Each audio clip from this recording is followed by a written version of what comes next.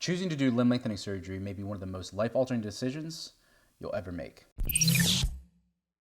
What's up guys, Victor here, and today we're going to talk about one of the most monumental decisions you might ever face. Choosing to get limb lengthening surgery done. Look, making this choice is not as straightforward as it seems. You gotta have the right roadmap to go about it properly. So we're gonna go through 10 factors you should consider before deciding. First up is research. Why, what, and how. Okay, so we all know that knowledge is power, right?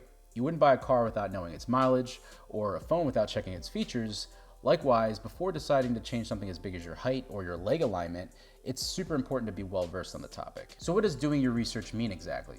It means you need to get a clear understanding of limb lengthening, how it works, the different devices involved, and gathering helpful information to help you make an informed decision. A good start is by researching the overall procedure, learning which clinics are experienced versus ones that are not as experienced, diving into medical journals with reputable surgeons, watching, reading, listening to real patient experiences and testimonials, and joining and engaging in online communities, okay? The more you know, the more confident and informed your decision will be. And the best part is we have a ton of those resources right here at Cyborg for Life in the interviews, live streams, free limb lengthening secrets course, patient Discord and Facebook communities, consultations, you name it, we probably got it. I've asked a lot of patients who've had successful outcomes what helped them during their lengthening, and they said that being mentally prepared for this journey can alleviate a lot of the mental stress that you're most likely going to experience along the way. Next up, your lengthening goal. Ask yourself, why do you want to get the surgery in the first place? Is it for balancing a leg length discrepancy? Or is it for height gain? If looking to fix your discrepancy, is the difference between your leg lengths painfully symptomatic? And if so, how much length do you need to balance it out? Is it safe to get it all in one limb segment, or will that affect your resulting knee height, thus affecting your biomechanics long term, meaning that you should do a little bit in both limb segments? And if you're aiming to get cosmetic stature lengthening to get taller, what's your current height now? How tall would you like to be? How much would you have to lengthen to hit your desired height goal? How would this affect your aesthetic proportions based on how you look currently? And what about your biomechanical interlimb ratios for regaining athleticism long term? These are all things you have to consider. For example, let's say that you're standing at 5'5" right now, okay? And you want to get close to or break the average height here in the US, which is about 5'9" or so. You realize that the lengthening device of choice can only do about 8 centimeters in the femurs, which would get you to about 5'8". But you also realize that you like squatting ATG, which for those of you who don't know, that means below parallel.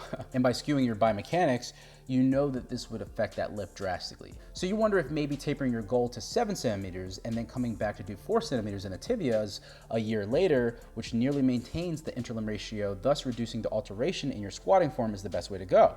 So now you readjust your lengthening goal from 8 centimeters all in the femurs to 11 centimeters spread out amongst the femurs and the tibias, ensuring a more natural feel long term, but realize it's going to be more costly and take longer to recover from. And on the flip side, if you only care about general fitness and athleticism, then maybe 8 centimeters all in one limb segment may be best for you. You see, being brutally honest with the reason why you want to get it done not only provides clarity, but it also helps in setting up realistic and healthy expectations. The elephant in the room, budget. Medical procedures can be expensive. Limb lengthening takes that to a whole nother level. It's super pricey. Different clinics have different price points, usually based on their economic environment of that clinic, the surgeon's fees, the lengthening devices used, the post-op care such as physical therapy, caretaker, rehab tools, medications, housing accommodations, and don't forget nutrition with wholesome foods and supplements. So you definitely should make sure to map out your finances, considering not only the surgery, but also the hidden costs like unforeseen complications, which can be a whole nother topic of discussion.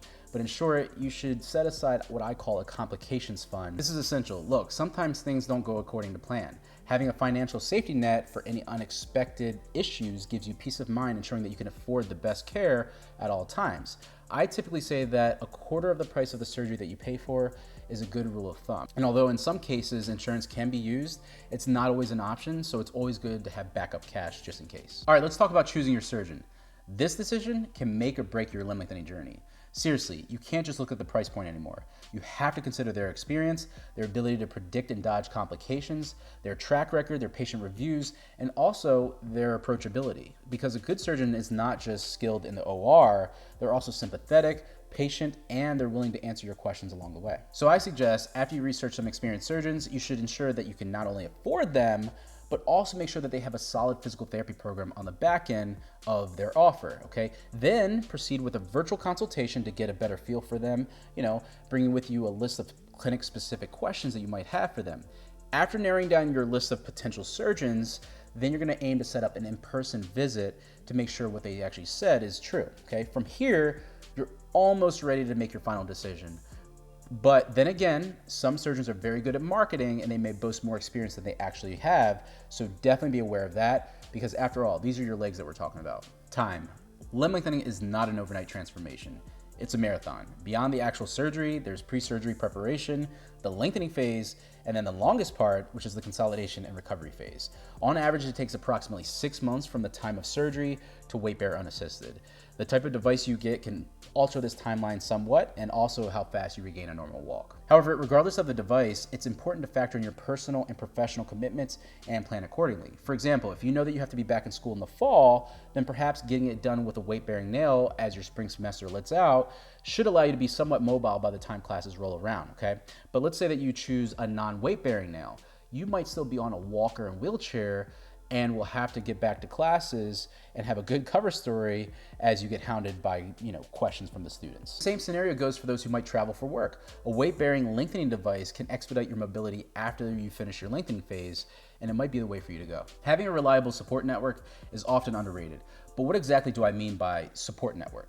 It's not just the surgeons and physical therapists you're gonna rely on. It's the friends, families, and even online communities who will be by your side during this journey. Ask any limb lengthening patient, and they'll tell you that the process can be very emotionally taxing. Moments of doubt, frustration, impatience, it's all natural. It's in these moments that having a comforting chat with, a friend or a family member can make all the difference in bolstering your motivation to get through this thing safely. There's also going to be those days when you'll need assistance with day-to-day tasks, especially in the first few weeks after surgery. Having somebody to help you, even if it's for just tasks like grocery shopping, doing the laundry, taking out the trash, tidying up your space, it can all be invaluable.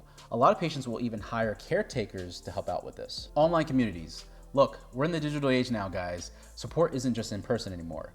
Online social media groups related to limb lengthening have started up, creating a worldwide community. I mean, right now you could be engaging with these communities, talking to other prospective and or current patients that can offer insights, share experiences, and provide encouragement during these challenging times. And then as you progress through your lengthening journey, remember that your experiences can also offer support to others who are contemplating or undergoing the surgery.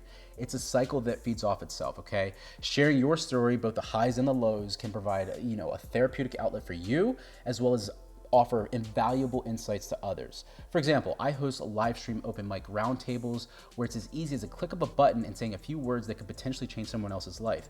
And the best part is you can be as anonymous as you would like or as open as you would like about all of this. Lastly, understand that this decision has a point of no return. Once you opt for the surgery and the surgeon walks in and marks your leg or legs with a marker and you begin the process, there's no hitting the undo button, okay? There's no turning back. It's not like buying an outfit, realizing that it doesn't fit or you don't like it and then returning it, okay? This is permanent. Once your bones are broken and lengthened, they will undergo a healing process that cannot be reversed. Well, technically they can because there's something called limb shortening, but that's besides the point of this channel and I digress. Look, this isn't meant to scare you, but to emphasize the gravity of this choice. It's common to question your decision right after the surgery when the initial excitement fades and the pain and challenges of the long road to recovery set in. It's moments like these that your support network becomes super valuable. But if you make sure that you're doing it for the right reasons, that you've done all your homework leading up to the big day, I promise you're gonna be okay. On the other hand, I've consulted with other patients who've said that they've saw a few clinic or patient videos here and there or read one online patient journal and they made their decision right off of that, okay? Then a few months later, I hear they got some wicked complication because of that rash decision and then, it's crazy. Look, you don't get more than one at-bat, okay? You need to choose wisely the first time.